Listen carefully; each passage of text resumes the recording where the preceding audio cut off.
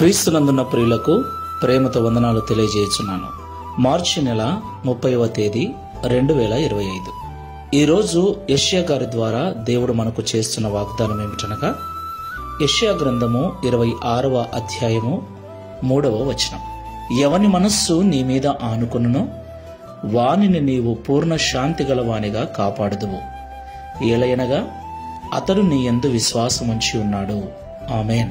నా ప్రియమైన సహోదరి సహోదరులారా, ఈనాడు మానవునికి సమస్తము దొరుకుతున్నాయి.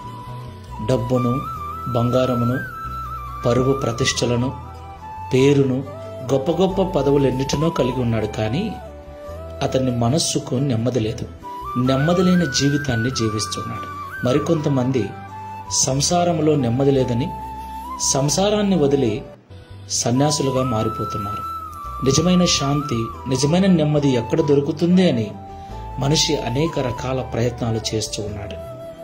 అయితే ఎవని మనస్సు అయితే దేవుని మీద ఆనుకుని ఉంటుందో, ఎవడైతే దేవుని యందు విశ్వాసముంచి బ్రతుకుతూ ఉంటాడో వానిని దేవుడు పూర్ణ శాంతితో నింపుతాడని, పూర్ణ శాంతి గలవానిగా నింపి కాపాడుతాడని దేవుడు వాగ్దానం చేస్తున్నాడు. కాబట్టి మాటలు వింటున్న ప్రియ సహోదరి సహోదరుడా, ఎంత డబ్బు ఉన్నా, ఎంత పేరు ఉన్నా, ఎంత పలుకుబడి ఉన్నా, ఎంత ప్రతిష్ట ఉన్నా, మనస్సుకు శాంతి దొరకాలి అంటే మన మనస్సు ఈ లోక సంబంధమైన వాటి మీద కాకుండా దేవుని మీద వేసుకుని జీవించాలి.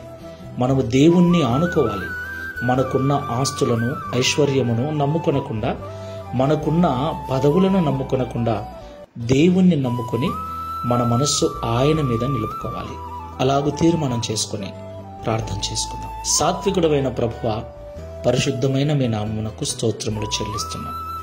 నిజము తండ్రి, నేడు మానవుడు ఎన్నిటినో జయిస్తూ ఉన్నాడు, ఎన్నింటినో కలిగి జీవిస్తున్నాడు. కానీ ఎన్ని ఉన్నా మనస్సుకు నెమ్మది లేక, రాత్రి సరిగ్గా నిద్ర పట్టక, తిన్న ఆహారం అరక్క అనేక రకాల ఇబ్బందులు పడుతూ ఉన్నాడు.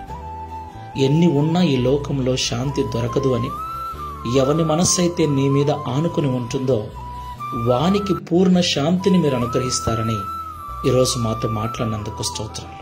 ప్రియ తండ్రి, ఈ ప్రార్థనలో ఏకీభవిస్తున్న వారు డబ్బు ఉంటే, పదవి ఉంటే, ఉద్యోగం ఉంటే, పేరు ప్రతిష్టలు ఉంటే, శాంతముగా నెమ్మదిగా జీవిస్తానని అనుకుని పొరపడుతూ ఉంటే, ఈ మాటల ద్వారా వారి హృదయాలు మార్చబడి ఎన్ని ఉన్నా వారి మనస్సు నీ మీద వేసుకొని నిన్ను ఆనుకొని జీవించే కృపను అనుగ్రహించమని, తద్వారా ఈ లోకంలో జీవించినంత కాలం పూర్ణ శాంతి కలవారముగా జీవించి నీ సన్నిధికి చేరుటకు సహాయం చేయమని, తద్వారా ఈ దిన వాగ్దానమును మా అందరి జీవితంలో నెరవేర్చి మీ నామమును మహిమపరచుకున్నాము.